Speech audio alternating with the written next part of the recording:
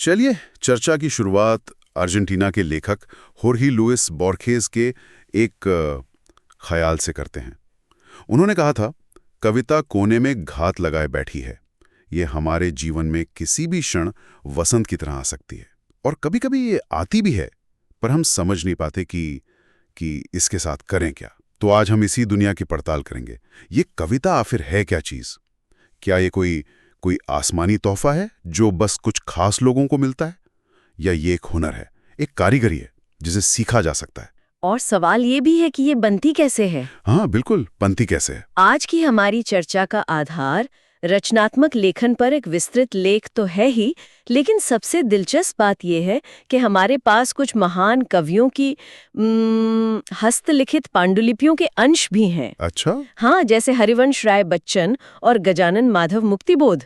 हम सिर्फ ये नहीं समझेंगे कि कविता क्या है, बल्कि इन पन्नों पर शब्दों की काट-छाट देखकर ये जानने की कोशिश करेंगे कि एक कवि सोचता कैसे है। वाह, ये तो कमाल है। एक तरह से उनकी वर्कशॉप में झांकने जैसा होगा। मतलब हम सिर्फ तैयार माल नहीं, बल्कि उसे बनाने की पूरी प्रक्रिया को समझने वाले हैं। तो चलिए इस जानी पहचानी लेकिन फिर भी कुछ अनजानी सी लगने वाली दुनिया में उतरते हैं। बचपन की लोरियों से शुरू करके हाँ, एक महान कविता के जन्म की कहानी तक। कविता से हमारा पहला परिचय तो अक्सर बचपन में ही हो जाता है। माँ की लोरियों से, स्कूल की प्रार्थनाओं से, या फिर वो खेल खेल में बनाई गई तुकबंदियों से। ये इतनी सहज लगती है। बिल्कुल। पर जब हम इसे समझने बैठते हैं तो ये एक पहेली बन जाती है। कहाँ से शुरू होती है ये? इसकी जड़ है संवेदना और राग तत्व में। अब ये बड़े भारी शब्द लग सकते हैं, पर हाँ, लग तो रहे हैं। पर इसका मतलब बहुत सीधा सा है। दुनिया को देखकर, महसूस करके उससे गहराई से जुड़ जाने का एहसास।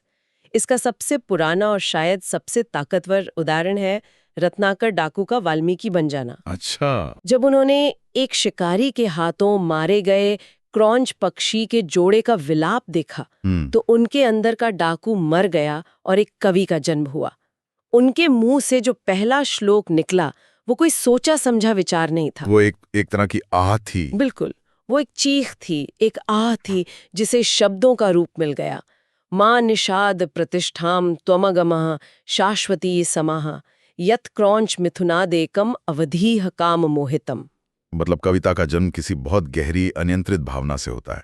सुमित्रा नंदन पंत ने भी तो यही कहा है, वियोगी होगा पहला कवि, आह से उपजा होगा गान, उमड़कर आंखों से चुपचाप बही होगी कविता अनजान। सही। ठीक है, तो मान लिया कि कविता एक गहरी आह से जन्म लेती है, पर फिर सवाल वही है, अगर ये इतनी अंदरूनी चीज है, तो क्या इसे लिखने का कोई तरीका, कोई प्रणाली सिखाई जा सकती है, जैसे संगीत में सुर सिखाए जाते हैं? हाँ, या चित्रकला में रंग मिलाना। देखिए, इस पर हमेशा से दो राय रही हैं। एक कहती है कि नहीं, कवि पैदा होते हैं, बनाए नहीं जाते, जो कि हम अक्सर सुनते हैं। हाँ, पर दूसरा मत जो मुझे ज्यादा व्यवहारिक लगता है, ये है कि सही प्रशिक्षण और समझ शायद किसी को महान कवि न बना पाए, पर एक अच्छा संवेदनशील पाठक जरूर बना सकती है। अच्छा। और कविता की दुनिया का सबसे पहला और सबसे जरूरी औजार है शब्द। अंग्रेजी कवि W.H. ऑर्डन ने कहा था, प्ले विद द वर्ड्स, यानी शब्दों से खेलो। हाँ। लेकिन इस खेलने में एक खतरा भी तो है। क्या? कहीं ये खेल सिर्फ शब्दों की बाजीगरी बनकर न रह जाए। कई बार नई कविता में ऐसे प्रयोग दिखते हैं जहां शब्द तो बहुत मुश्किल और अनोखे होते हैं, पर वो दिल तक नहीं पहुंचते। तो ये खेल और सच्ची संवेदना के बीच संतुलन कैसे बनता है? ये बहुत जरूरी सवाल है, और इसका जवाब हमें बच्चन जी की मधुशाला की एक शुरुआती पांडुलिपि के अंश में मिलता है। बताइए। एक रुबाई में उन्होंने प्यास शब्द को 3 बार काटा है। उसकी जगह तृष्णा और अभिलाषा जैसे शब्द आजमाए, और फिर आखिर में वापस प्यास पर ही टिके। अच्छा, मतलब वो खुद भी श्योर नहीं थे। नहीं, ये खेल नहीं है, ये कारीगरी है। ये उस एक सही शब्द को खोजने की जिद है जो उनके अंदर की भावना को 100% सटीकता से बयान कर सके। प्यास में जो तड़प है वो अभिलाषा के बौद्धिक शब्द में नहीं है। सही बात है। तो शब्दों से खेलना मतलब बाजीगरी नहीं, बल्कि उन्हें तराशना है, ठीक एक मूर्तिकार की तरह जो पत्थर से फालतू हिस्सा हटाता जाता है। ये तो बहुत दिलचस्प है। मतलब कविता को एक झटके में आया हुआ आसमानी ख्याल नहीं, बल्कि एक क्राफ्ट है, और इसी क्राफ्ट का अगला हिस्सा शायद शब्दों की व्यवस्था होगी, उनकी जमावट। बिल्कुल, शब्दों के खेल से शुरू हुई कहानी शब्दों की सही व्यवस्था, यानी वाक्य संरचना तक जाती है। गद्य में आप कह सकते हैं, सड़क पर एक कुत्ता मर गया। एक सूचना है। हाँ, बस एक सूचना, लेकिन कविता में शब्दों का क्रम उस सूचना को एक अनुभव में बदल देता है। ये बात सुनने में तो सही लगती है, पर क्या असल में शब्दों को थोड़ा आगे पीछे करने से इतना फर्क पड़ जाता है?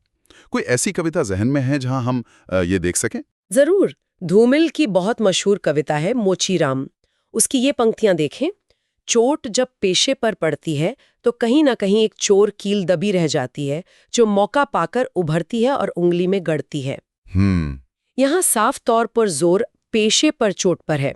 ये सिर्फ शारीरिक चोट नहीं है, ये उसके स्वाभिमान, उसकी मेहनत की उपेक्षा की चोट है। अच्छा, तो अगर धूमिल से एक साधारण गद्य की तरह लिखते तो शायद कुछ ऐसा होता। जब मेरे पेशे पर चोट पड़ती है तो एक चोर कील अंदर रह जाती है और बाद में चुटती है। इसमें वो दर्द महसूस नहीं होता। ठीक कहा। अब जरा उनकी मूल पंक्तियों की संरचना बदल कर देखते हैं। पड़ती है पेशे पर चोट जब, तो चोर कील कहीं न कहीं एक रह जाती है दबी। ओहो, देखा आपने, अब जोर सिर्फ चोट पर हो गया है। पेशे की चोट का जो गहरा सामाजिक भाव था वो थोड़ा कमजोर पड़ गया। हाँ बिल्कुल। सारा खेल ही शब्दों की जमावट का है। और एक बात और, कविता में शब्दों के पर्याय नहीं होते। आप चोट की जगह मार या आघात रखने से वो मतलब नहीं ला सकते, क्योंकि चोट शब्द में हथौड़े की चोट का एक अतिरिक्त अर्थ भी छिपा है, जो मोची के पेशे से सीधा जुड़ा है। कमाल है, मतलब हर शब्द अपनी सही जगह पर एक वजन लेकर बैठा है। अच्छा, जब हम अच्छी कविता पढ़ते हैं तो अक्सर आंखों के सामने एक तस्वीर बन जाती है, जैसे कुछ चल रहा हो। ये जादू कैसे होता है? ये जादू बिंब और छंद से होता है। ये वो औजार हैं जो कविता को हमारे दिमाग के साथ साथ हमारी इंद्रियों से भी जोड़ते हैं। आंखों से, कानों से। हाँ, हमारी बाहरी दुनिया की संवेदनाएं, जैसे कुछ देखना या सुनना, मन के स्तर पर बिंब यानी इमेज में बदल जाती हैं। सुमित्रा नंदन पंत ने तो कविता के लिए चित्र भाषा के इस्तेमाल पर बहुत जोर दिया है। तो क्या हम कह सकते हैं कि बिंब उस गहरी अंदरूनी संवेदना को, जिसकी हमने शुरू में बात की थी, बाहर की दुनिया में दिखाने का एक कैमरा है? बहुत खूबसूरत तरीके से कहा आपने। कि कवि अपनी आह को सीधे सीधे नहीं लिखता, बल्कि उसे एक तस्वीर में ढाल देता है, ताकि हम भी उसे देख सकें। बिल्कुल, यही काम है बिंब का। पंत की कविता संध्या के बाद की ये पंक्तियां देखिए। तट पर बगुलों सी वृद्धाएं विधवाएं जप ध्यान में मग्न। इसे पढ़ते ही सिर्फ जानकारी नहीं मिलती, बगुलों की सफेदी, उनकी झुकी हुई गर्दन और सफेद कपड़ों में विधवाओं का चित्र, उनका दुख, उनकी स्थिरता, सब एक हो जाता है।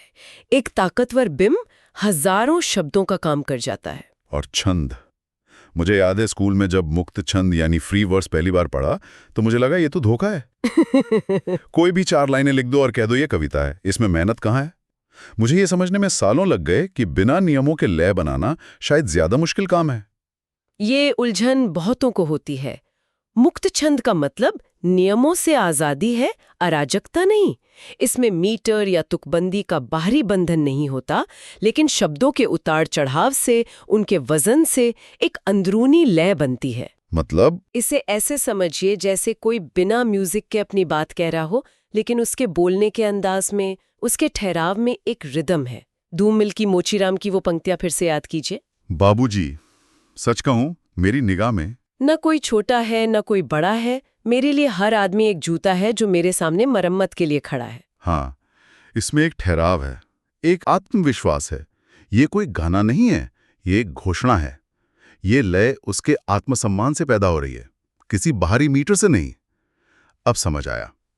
एक बात मुझे हमेशा हैरान करती है, हम नागार्जुन को बाबा कहते हैं, उनकी छवि एक ठेठ देहाती, जमीन से जुड़े कवि की है। हाँ, जो जनता की भाषा में लिखते हैं। और फिर वही नागार्जुन हिमालय पर ऐसी कविता लिखते हैं जिसमें कालिदास जैसी संस्कृत सुनाई देती है। ये एक ही इंसान के 2 अलग अलग रूप कैसे हैं? क्या वो बस विषय के हिसाब से अपनी आवाज बदल लेते थे? ये आवाज बदलना नहीं है, ये विषय के प्रति ईमानदार होना है। यहीं पर कविता का आखिरी और सबसे जरूरी घटक सामने आता है, परिवेश और संदर्भ। अच्छा। कविता हवा में नहीं बनती, वो एक खास माहौल, एक खास विषय और एक खास मकसद से बनती है।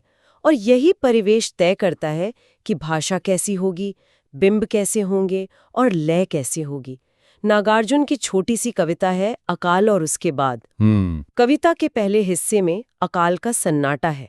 शब्द देखिए, कई दिनों तक चूल्हा रोया, चक्की रही उदास, कई दिनों तक कानी कुतिया सोई उनके पास। चूल्हा, चक्की, कुतिया ये ठेठ गांव के शब्द हैं। यहाँ अकाल की भयावहता सिर्फ इंसानों तक नहीं बल्कि घर के निर्जीव चीजों और जानवरों तक फैली हुई है। और फिर जब दाने आते हैं तो सब कुछ बदल जाता है। बिल्कुल।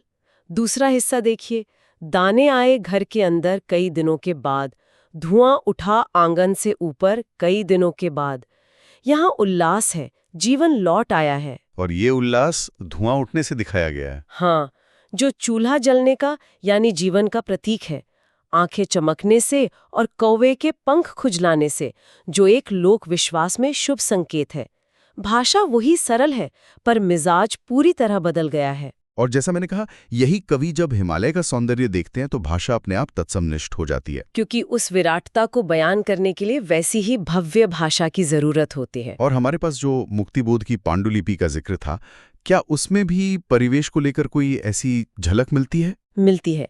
एक कविता के ड्राफ्ट में उन्होंने एक शब्द इस्तेमाल किया है जो शायद थोड़ा मुश्किल था, और हाशिए पर मार्जिन में उन्होंने पेंसिल से खुद के लिए एक नोट लिखा है। क्या ये शब्द शहर के औसत पाठक को समझ आएगा? ये एक छोटी सी पंक्ति हमें कवि की पूरी सोच दिखा देती है। वो सिर्फ अपने लिए नहीं लिख रहे हैं, वो अपने पाठक के बारे में सोच रहे हैं। हाँ, वो सोच रहे हैं कि उनका लिखा किसके पास जाएगा, किस परिवेश में पढ़ा जाएगा।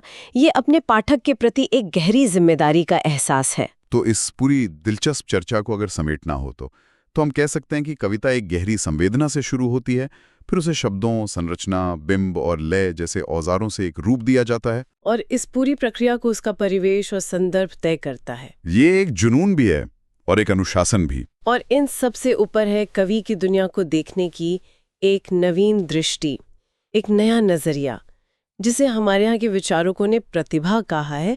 और ये प्रतिभा कोई रहस्यमयी चीज नहीं है। ये दुनिया को दूसरों से अलग नजर से देखने की क्षमता है, जिसे निरंतर अभ्यास और मेहनत से और पैना किया जा सकता है। बचन का बार बार एक शब्द को काटना या मुक्तिबोध का अपने पाठक के बारे में सोचना, ये सब उसी प्रतिभा को तराशने की प्रक्रिया है। और शायद इन बारीकियों को जानने से हम सब कवि ना भी बन पाएं, लेकिन अगली बार जब कोई कविता पढ़ेंगे तो उसे ज्यादा गहराई से महसूस कर पाएंगे, उसकी कारीगरी को सराह पाएंगे। शब्दों की दुनिया से खेलने का मजा शायद यही है। बिल्कुल। जाते जाते एक विचार छोड़ जाते हैं। हमारी चर्चा में ये बात आई कि कविता में शब्द बोलते हैं, लय बोलती है, पर कविता में जो नहीं कहा गया है, जो दो पंक्तियों के बीच का खाली स्थान है, जो खामोशियां हैं, वो भी बहुत कुछ कहती हैं। अब जब कोई अपनी पसंदीदा कविता पढ़े तो ये सोचने की कोशिश जरूर करे कि उस कविता की खामोशियां क्या कह रही हैं, वो अनकहा क्या है जो कवि ने पाठक के लिए छोड़ दिया है।